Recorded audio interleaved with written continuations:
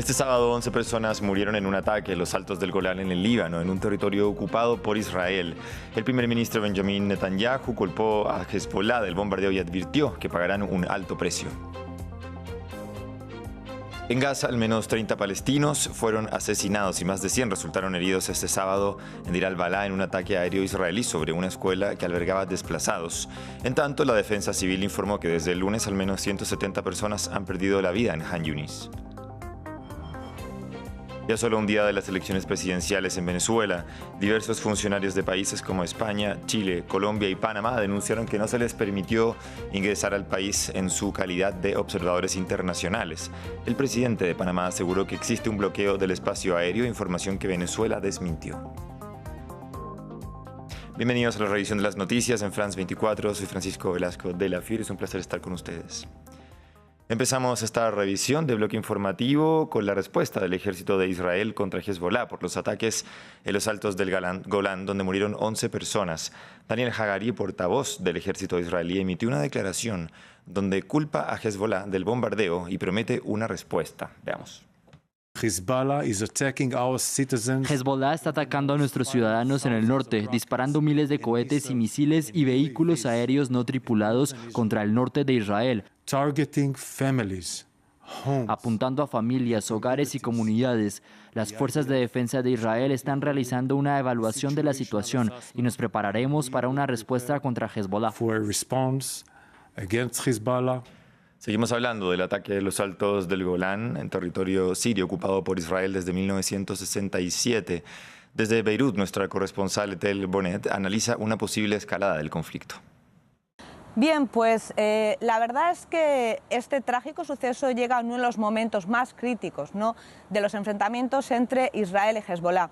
De hecho, hace un par de días el ejército israelí dijo que había concluido sus ejercicios militares en el norte de Israel para llevar a cabo una invasión en el sur del Líbano que iba a ser inminente. Y esto también lo ha confirmado el ministro de Defensa, Yoav Gallant.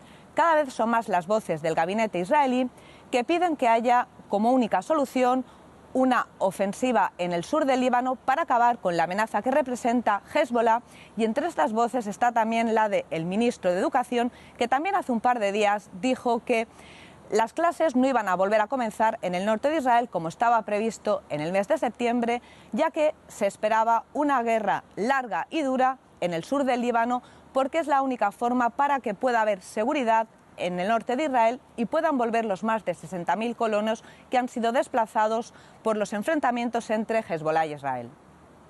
Nos quedamos en Israel para informarles de nuevas protestas en Tel Aviv. Miles de manifestantes salieron a las calles de la ciudad para pedir la dimisión del primer ministro Benjamin Netanyahu, mientras ondeaban banderas que criticaban la gestión del líder israelí. Las protestas semanales se han vuelto más frecuentes a medida que continúa la guerra contra Hamas, que ya deja casi 40.000 palestinos muertos. Continuamos ahora desde la Franja de Gaza, donde al menos 30 palestinos murieron, incluidos niños, después de un ataque israelí a una escuela en la gobernación de Deir al-Balá. Mientras tanto, cientos de palestinos están atrapados en el este de Han Yunis, en medio de ataques y órdenes de evacuación. La ONU denuncia que sus equipos de rescate no pueden acceder a la zona. El informe es de Samuel Salgado Castro.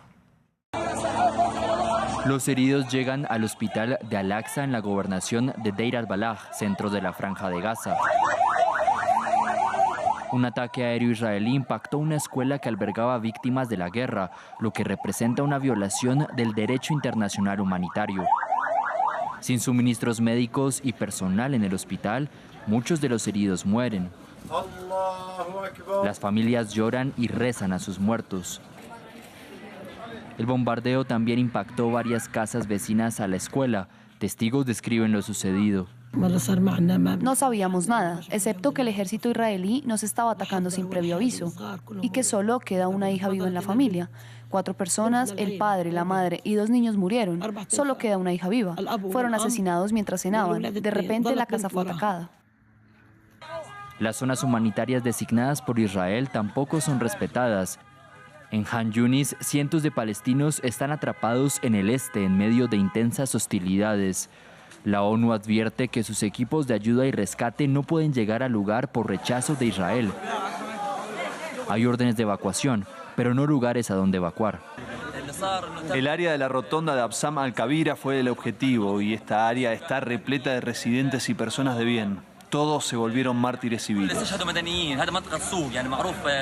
El volumen diario promedio de cargamentos de ayuda humanitaria que ingresa a la Franja de Gaza ha disminuido un 56% desde abril, en medio de la hambruna y los temores de propagación de enfermedades.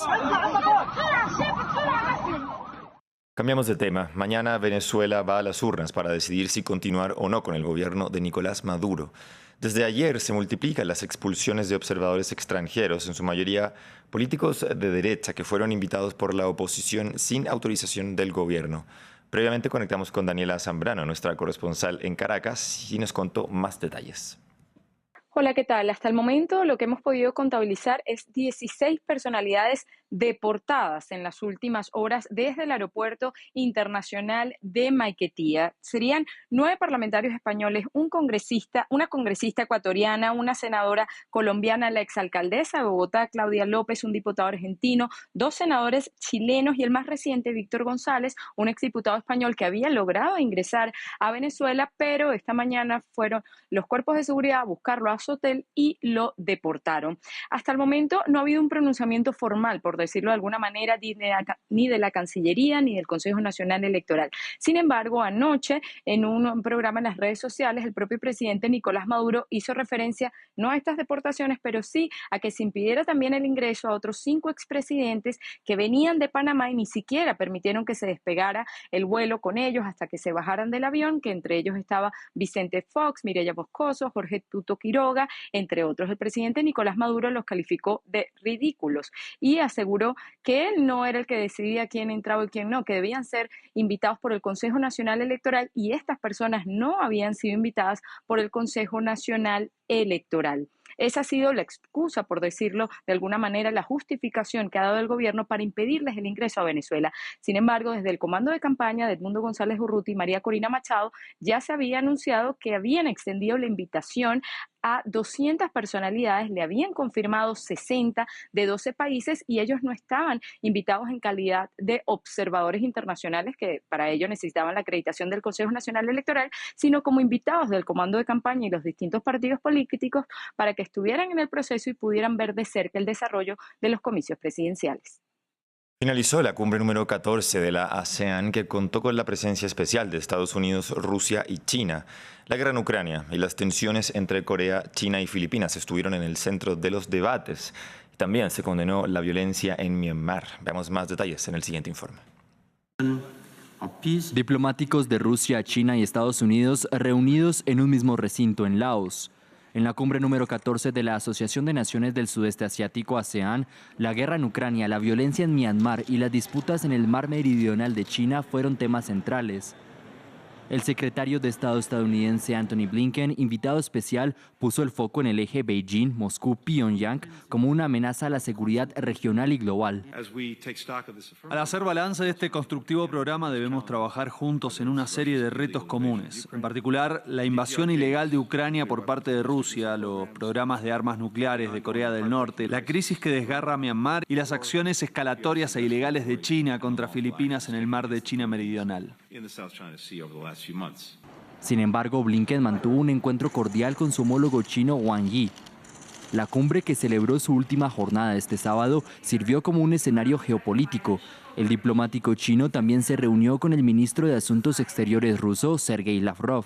Recientes signos de acercamiento entre Rusia y China preocupan a Estados Unidos. Al término de la reunión bilateral, los jefes de la diplomacia china y rusa prometieron contrarrestar lo que describieron como fuerzas extrarregionales en Asia. El problema que nos preocupa es el acuerdo de planificación nuclear celebrado recientemente por Estados Unidos con Corea del Sur.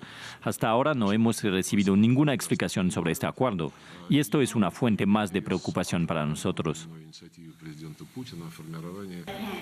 Finalmente, uno de los acuerdos más importantes de la ASEAN es impulsar el consenso de 5 puntos para la paz en Myanmar. Pero los líderes militares del país, en el poder desde el derrocamiento de Aung San Suu Kyi en 2021, han ignorado el plan de paz. En China, 300.000 personas han sido evacuadas como consecuencia del paso del tifón Gaemi, que ha golpeado las costas este y sur del país. el fenómeno climático que continúa su camino hacia el centro de China. En el este y el sur de China se pueden observar los daños del tifón Gaimi. Desde la noche del jueves, la región ha sido golpeada por vientos y lluvias torrenciales. Por miedo a inundaciones, cerca de 300.000 personas han sido evacuadas y reubicadas, mientras que el transporte, las escuelas y los servicios públicos están detenidos en varias ciudades. Necesitamos patrullar constantemente las áreas bajas y mantener guardia en las zonas acordonadas. También hemos movilizado miembros del Partido Comunista para unirse a los equipos de respuesta de emergencia. Anteriormente, el tifón ya había causado muertes en la isla de Taiwán y Filipinas. Sorprendió a los habitantes, quienes se vieron totalmente impotentes ante una naturaleza desatada. En Taiwán, varias personas murieron y miles fueron heridas, mientras que 6 marineros están desaparecidos. En Filipinas, Gaimi también causó varias víctimas. Nosotros estamos acostumbrados a las inundaciones, pero no hay inundaciones de esta altura. Fue diferente, era muy peligroso para todos. Vamos a perder cosas y no hay un lugar seguro a donde ir.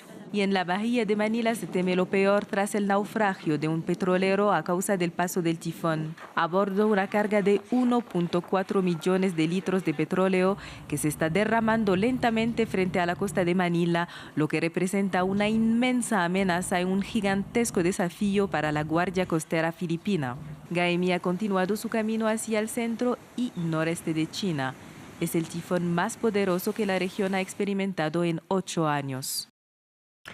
Vamos a Turquía, donde hay protestas que exigen al gobierno del presidente Recep Tayyip Erdogan que decline los planes de capturar a millones de perros callejeros para encerrarlos en un refugio, y en lugar de eso proponen una esterilización masiva. Adrián Rocha, nuestro corresponsal desde Estambul, nos amplía. Miles de personas han salido hoy a las calles por toda Turquía y en Estambul para protestar la nueva ley que el Parlamento turco está aprobando, que podría permitir el asesinato de los cientos de miles de perros callejeros y sin dueño que ahora mismo habitan en todas las grandes ciudades de Turquía. Es una de las nuevas legislaciones que el gobierno turco del presidente Recep Tayyip Erdogan lleva promoviendo desde varios meses, en los que ha afirmado que Turquía tiene un problema con estos perros callejeros, un problema de seguridad para la ciudadanía, y ha promovido legislación que pueda acabar asesinando a estos perros. Sin embargo, después de semanas y meses de presión ciudadana por esta nueva posible legislación, el gobierno asegura haber dado marcha atrás y que no eutanasiará a estos perros y que serán, según el gobierno turco, coleccionados y mandados a perreras para que sean apartados de las calles y después ser adoptados por quien quiera hacerlo. Sin embargo, la gente aquí reunida no confía en la palabra del gobierno turco, que se ha mostrado a favor en el pasado en matar a estos perros y eutanasiarlos, y consideran que esta nueva legislación puede servir de excusa al gobierno para conseguir que estos perros callejeros sean mandados a perreras con condiciones, dicen ellos, infrahumanas y no aptas para que estos perros puedan vivir. Sin embargo, mucha parte de la oposición del gobierno turco considera que este problema es un problema ficticio creado por el presidente turco Recep Tayyip Erdogan para distraer a la población de otros problemas de Turquía, como es la grave crisis inflacionaria que vive el país. Sin embargo, muchos sí que consideran que el problema de los perros callejeros es un problema que debe atajarse. Sin embargo, la solución con cientos de miles de perros en las calles es mucho más difícil de lo que muchos consideran. Este sábado en Berlín se llevó a cabo la Marcha del Orgullo con un tono mucho más político y una multitudinaria asistencia. Los participantes aseguraron estar en alerta por el aumento de la extrema derecha en varios países de Europa. La democracia necesita diversidad. Este fue el lema de la Marcha del Orgullo en Berlín de este año. Cientos de miles de personas se tomaron las calles de la capital alemana este sábado. Pero el desfile de este año tiene un tono diferente, ya que los miembros de la comunidad LGBTI ven el aumento de la extrema derecha en varios países de Europa como una amenaza para sus derechos. En toda Europa se ve que se intenta hacer retroceder las ruedas, el riesgo de que se haga retroceder. En Alemania, por supuesto, también existe el riesgo de que los derechos por los que realmente hemos luchado en los últimos años vuelvan a retroceder. Por su parte, el alcalde de Berlín, Kai Wegner, miembro de la Unión Demócrata Cristiana, no asistió a la marcha y algunos de los asistentes lo criticaron por no cumplir un cambio en la Constitución alemana solicitado por organizaciones LGBTI. La Constitución menciona a todos estos grupos marginados debido a la era nazi, pero a nosotros, los homosexuales, nos han olvidado. Y por eso creo que es muy importante cambiar la Constitución antes de que la AfD consiga mayorías en el Bundesrat o en el Bundestag. Y eso es lo que nos prometió el alcalde el año pasado. En esta edición del Desfile del Orgullo, la número 46, los asistentes esperan que la tonalidad, mucho más política de este año, conlleve acciones concretas en la política alemana respecto a sus derechos y reconocimiento. Cerramos este bloque de noticias. Sigan France 24.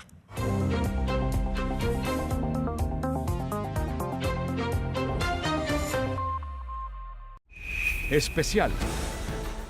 Del 26 de julio al 11 de agosto, viva las emociones de los Juegos de París en France 24. Siga este evento global con nuestros periodistas en 4 idiomas.